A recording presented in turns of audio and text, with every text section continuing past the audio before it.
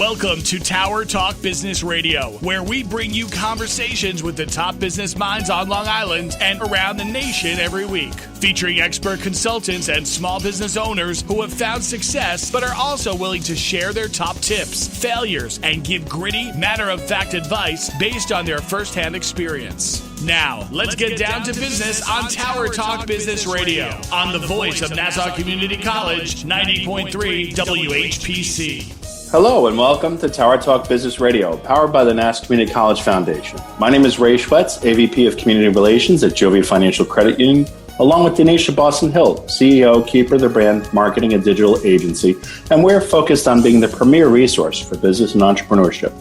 We bring you weekly business advice, tips, tools, and services that help you grow your business. Plus, we interview the top business leaders in the industry. We have somebody today I'm very excited about. There's a lot going on in this world, and there's a lot of great nonprofits out there on Long Island that are doing some great work. And we got to make sure that we focus on all the good stuff, right? All the positive.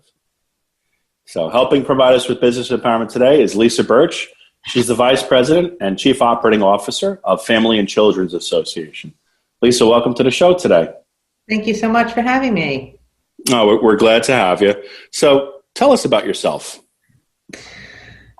Sure. So as you said, I am the Vice President and Chief Operating Officer at FCA. I have been here just over 5 years now.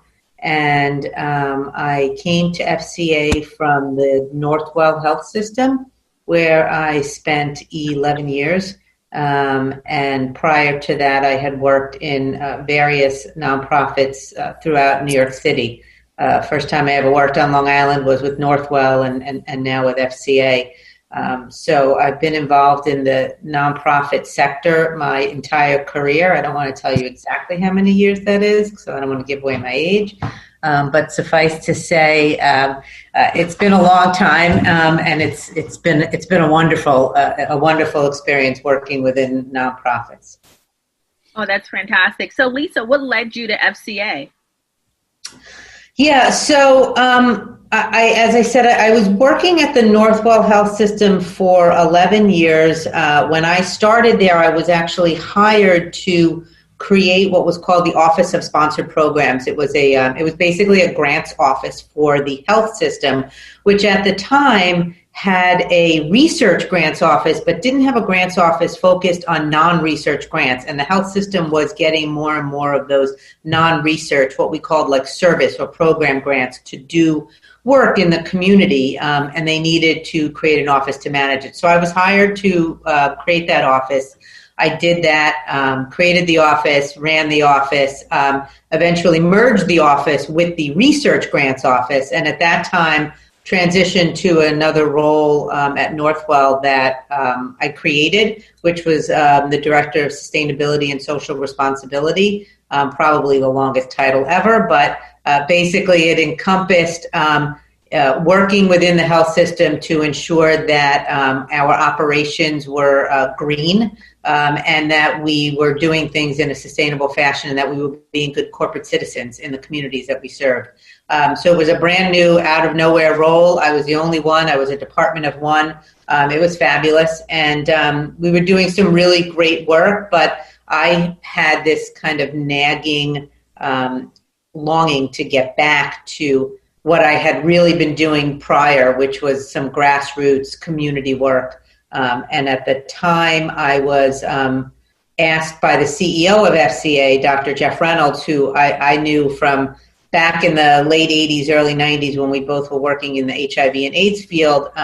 He had just taken over as the CEO of FCA, and he asked me to be on an advisory council for a program that they were launching. So I kind of reconnected with him that way, and through that connection, found out that, he was looking to kind of grow some things within the agency and was looking for somebody. And that's how I came to be the Chief Operating Officer here.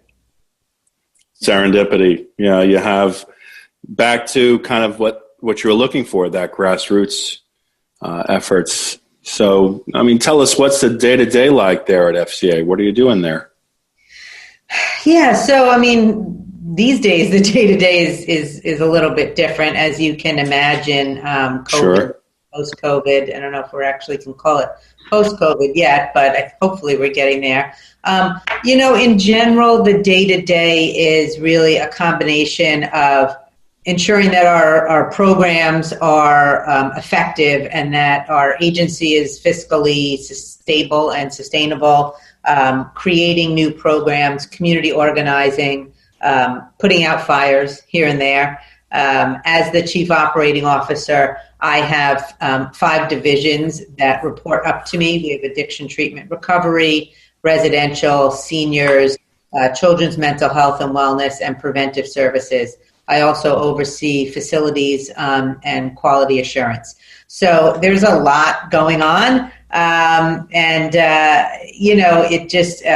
try to get out of the office as much as I can. Even now, I was in one of our recovery centers yesterday for a little while doing some work and, just making sure that we continue to provide what's needed and be an effective organization. Now, we kind of jumped ahead a little bit. I know a lot about you. Donyshia knows a lot about you. But for those who don't know about FCA, about Family and Children's Association, what is it that you're focused on? What is your mission? And tell us a little bit about that so we can get an idea. FCA has been around. We've been around. We're now in our 136th year. We just celebrated our 135th anniversary back in 2019. We were a collaboration of a couple of different nonprofits that was smaller that came together. But now we really want to focus on making sure that we are able to provide and keep our communities safe and provide for what is needed within the communities so that every Long Islander has the ability to be the best they can. And that's really what our mission is. We offer so many services. I tell people, when they ask for an elevator pitch, I need that elevator to be in the Empire State Building because it takes a while to describe what we do, but we're a pretty large organization. We have a budget of about $22 million. We have just over 300 full and part-time staff. We're focused mainly in Nassau County, but we do provide some services in Suffolk County as well. And those services range from a nursery program, a nursery co-op that we operate in the village of Hempstead for women who are going to our drug treatment programs and working on their GED and English language skills, all the way up to a suite of services for the senior community that is anything from case management to friendly visiting to bill paying to elder abuse. And there's everything in between, really. We have preventive services. We have a gun violence reduction program. We run a runaway homeless youth shelter, the only one in Nassau County for runaway and homeless youth, and a transitional shelter as well. We provide drug treatment services, licensed drug treatment services. We operate the only recovery centers on Long Island, the first one being in Hauppauge that was started about maybe 4 years ago now, and the newest one is in Westbury. They're the only ones here on Long Island, and they're really centers for folks who have gone through treatment and are trying to live a healthy and sober life. So we operate those, and we do also provide mental health and wellness services for children and for their families. Oh, nice. You are listening to Tower Talk Business Radio on the voice of Nassau Community College, 90.3 WHPC. My name is Ray Schwetz, along with Donyshia Boston-Hill, and our guest today is Lisa Burch, the Vice President and Chief Operating Officer of Family and Children's Association. What have you learned the most about your time at Family and Children's Association? It's a tough question. I mean, I think that throughout my entire career, I've really learned how important it is to give people a second chance. A lot of the work that I've done, I've worked in the fields of criminal justice and the fields of drug addiction and treatment, and now here at FCA, I've seen so many people who have been able to turn their lives around, and all they needed was somebody or some place to give them that opportunity. Here at FCA, we're so proud to employ what we call credible messengers. So these are folks who have been through the criminal justice system themselves. They were gang involved or they were drug addicted. And now they've turned their lives around and they've come back and they said, I want to help other people. And so we hire them as peers and they do this work and they are the face of what can be for people who are struggling. So, to me, that's what I've really learned, that you can make a difference in your communities. And if people are given the opportunity, they can and they want to do better. And I would also say that, what I've learned is that nobody does it alone. So not one person and not one organization, which is why we enter into partnerships with, private companies and other public companies and government and things like that, because we know that this all has to be done together. Yeah, and, to that point, we are a forgiving community of people as Americans. We love second chances and we love a comeback. So I think your organization is right at the root of helping people get on that track, if I hear you correctly. Yes, thank you. We are. Wonderful.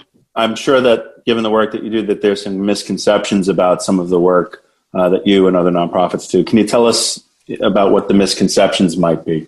Yeah, I think that one pretty common misconception about not-for-profits in general is that a lot of nonprofits, people think that a lot of nonprofits get all this money from the government and grants and other things, and that we take this huge chunk of it and we don't give it to people, right? Or we use it for administration. And there's always, I hate when I see things on social media and other things about these nonprofits that, the executives make all this money and, the money doesn't go to the clients. None of us who got into this field did it for the money. It's clear that we had, another mission in mind. So, on average, nonprofit organizations spend about 15 to 20% of the money that they have on what's called administration overhead, right? I mean, you got to run a place. You have to hire people. You need, finance staff. You need HR staff. You need all those things in place, and you need to run your operations. At FCA, we only 13% of our funding goes to that. We're well below the average. And so we're pretty proud of that. But I do think that that's a misconception. I think also people think that, that again, we get a lot of this money from the government and that our operations are somewhat flush. 21% of the money that we get as an organization to operate comes from fundraising. Like just going out and asking people for donations and doing events and things like that. So I think that's a common misconception as well. I'm sure that happens a lot. And fundraising is really the lifeline of most nonprofits. And people, they don't realize that. That's very key. And that's why annually, and specifically now for a year like, that we're having with the pandemic happening, where your fundraising is not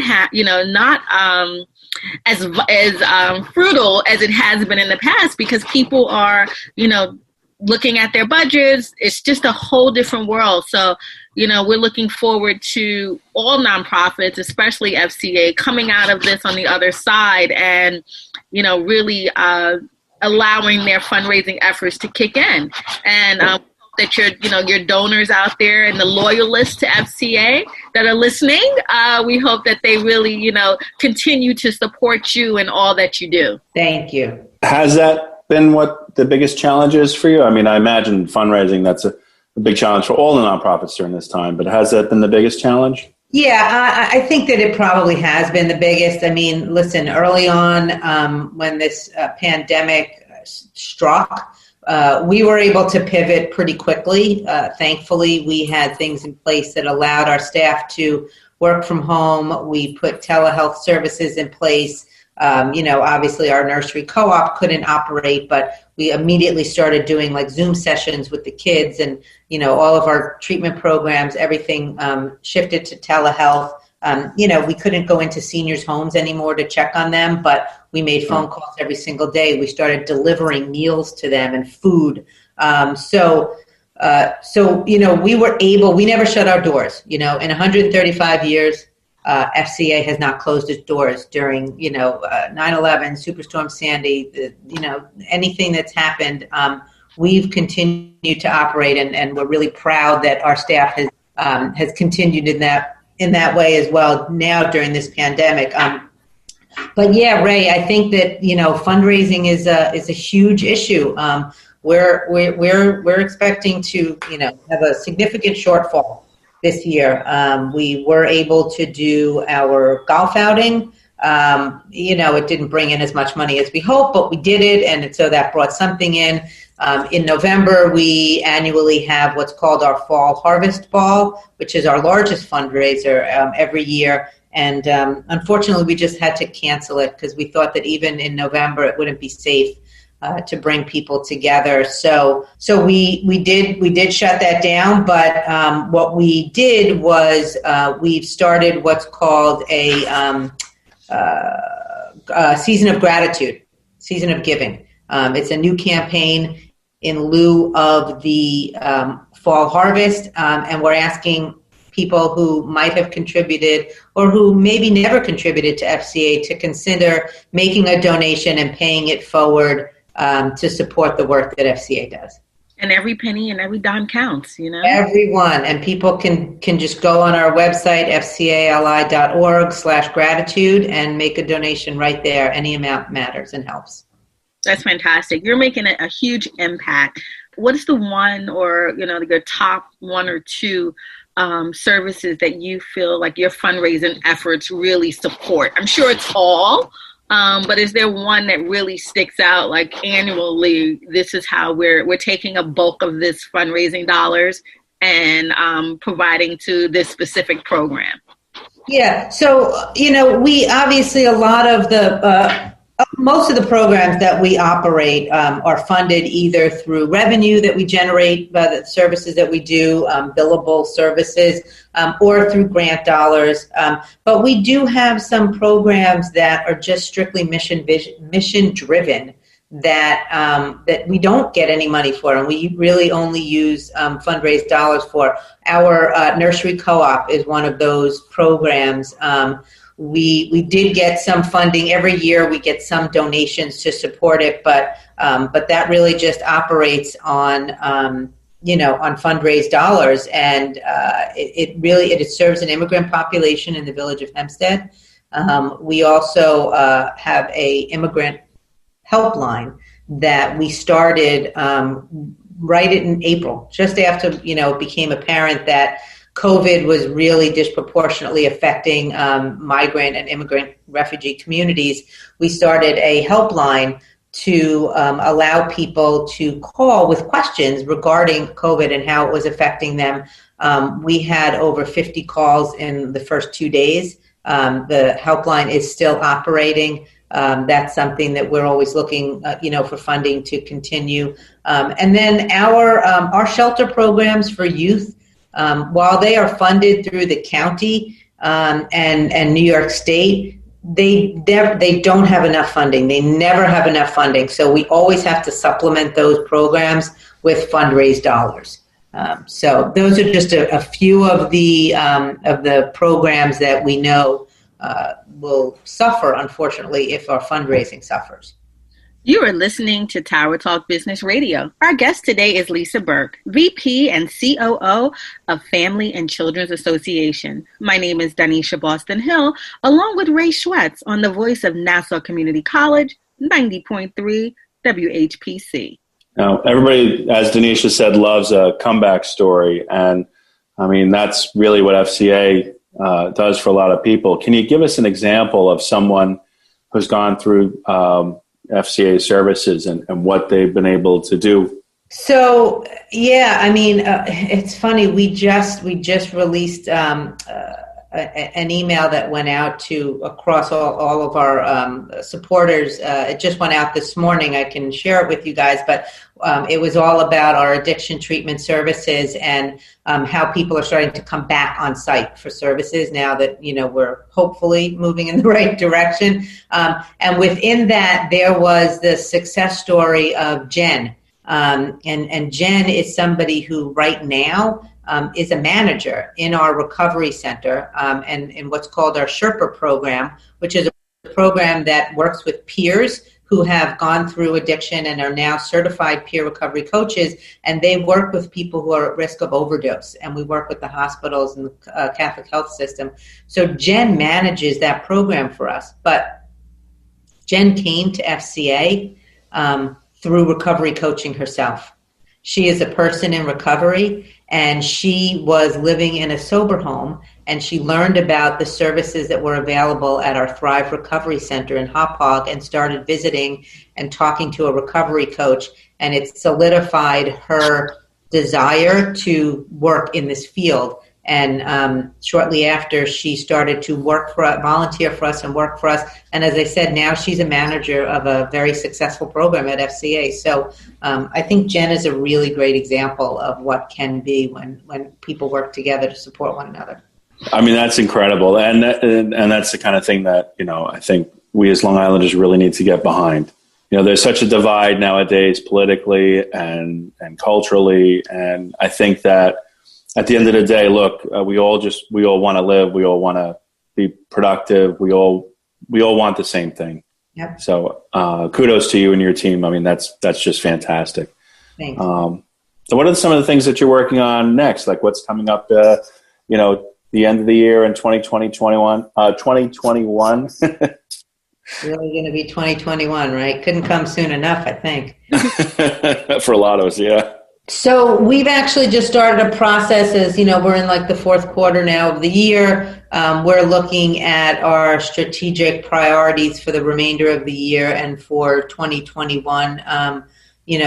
We know that right now there are certain priorities and things that are affecting our communities that we need to really focus on. Gun violence and community safety is one of them. As I mentioned, we have a gun violence reduction program. It operates in the village of Hempstead. It's called SNUG, which is actually guns spelled backwards. And that program works with credible messengers, people who are from the community who have, gone through the criminal justice system, lived through gang life, and now are working right on the streets to help reduce gun violence in their communities. So that's going to be, as we've seen and heard more and more about the incidents of gun violence across the world and the country, we're focusing on that here within our own communities. We also know that seniors are continuing to be affected by COVID. We have programs that work with people who are in long-term care facilities and people who are homebound. And we know that not only physically but mentally, this has taken a toll on our senior communities. We also know that there are seniors who are now struggling financially because of COVID. Some who had jobs, who lost their jobs. We were just told yesterday about somebody who they learned was living in a car here on Long Island. So we're going to focus on how we can work with other community partners on focusing on seniors and making sure that they are able to be safe. And then finally, obvious, I'm sure you hear the news about opioid overdoses and the rise that's happening across Nassau and Suffolk County. So that continues to be an area that we are going to focus on and make sure that people have a place to get treatment and people have a place to maintain their recovery. So Lisa, let me ask you this. This is strange times we're living in now. Are you seeing a rise of depression and anxiety? And is that really spilling over to the drugs and the opioid and the anxiety for all ages? You mentioned, senior citizens, but I think is that affecting people of all ages right now? Absolutely. We do see it. I mean, we've seen it in our senior programs. We have a program called the Link Age Program, which is focused on seniors who have mental health issues. So anxiety, drug addiction, other things, alcohol. So we've seen a rise in those numbers, but also in our children's mental health programs. As kids are going back to school and, those kids who struggled a little bit pre-COVID now are are so anxious about, can I get this disease? What if my mother gets it? What if my grandfather gets it? Is school going to stay open? So all of those anxieties are really bubbling to the top. So we're seeing an increase in families reaching out and needing and support and how to manage and how to deal with that. And absolutely, people joke. And, we all sort of joked in the beginning of COVID, like, oh, I need my wine to get through this, right? How many of those like little moms groups had those things about how many glasses of wine is it going to take me to get through homeschooling? But honestly, there are people who were struggling not to pick up a glass of wine during that time. And they're still struggling. And we found that they want to come back and they want to sit with other people and they want to have groups. And virtually is great, but there's nothing takes the place of that in-person support that people get. So yeah, it's happening. We see it, and we're doing everything we can to address it. There's one thing that you wanted to leave our listener with. What would that about FCA? What would that one thing be? And also, please include your contact information, where people can find you, where they can donate, and so on. Sure.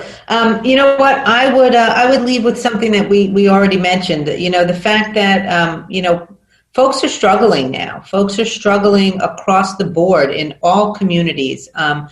We know that there are some communities here in Nassau and Suffolk County that are disproportionately affected by everything that's happening. Social and racial injustice, COVID. Those folks that are struggling need places like FCA more than ever. And nonprofits like FCA are also struggling.